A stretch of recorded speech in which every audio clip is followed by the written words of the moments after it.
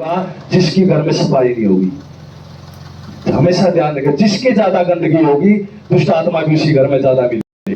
जितना ज्यादा कबाड़ इकट्ठा करोगे तो दुष्ट आत्मा भी इतनी काम होगी। किसमें रहना पसंद करती है? तोड़ी वाला खोटा में पसंद करती है दुष्ट आत्मा रहना। हालेलुया। क्योंकि दुष्ट आत्मा को पता है मुझे अच्छी चीज कहां थी। हालेलुया। लेकिन परमेश्वर कहां रहना पसंद करता है? जहां पे साफ सफाई है। हालेलुया। इसलिए आज से क्या करना है? हमारे बिस्तरों को लपेटना है। हालेलुया। आगे।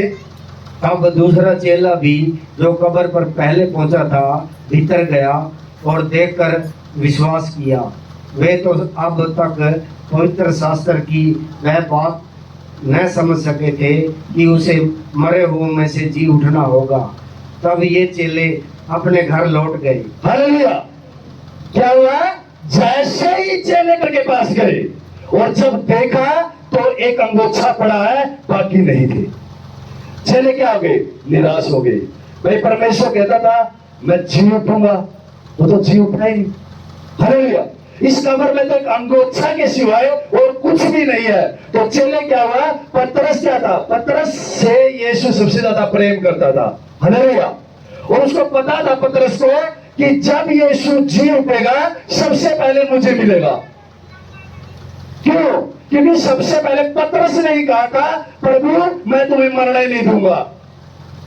हमें तो क्या करना है? यहाँ पे घर बनाना है, डेरे बनाने हैं, हमें तो साथ साथ रहना है, बहुत बड़ा काम करना है यहाँ तो।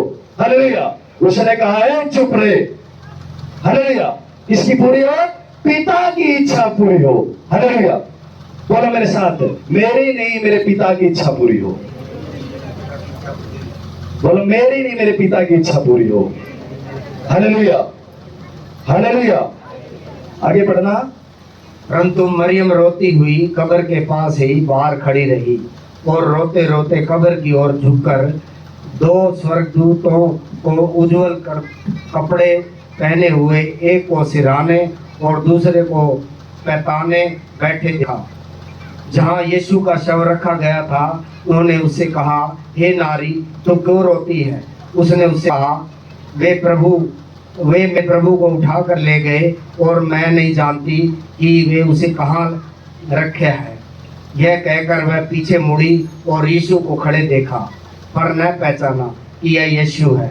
यीशु ने उससे कहा हे नारी तू क्यों रोती है? किसको ढूंढती है? उसने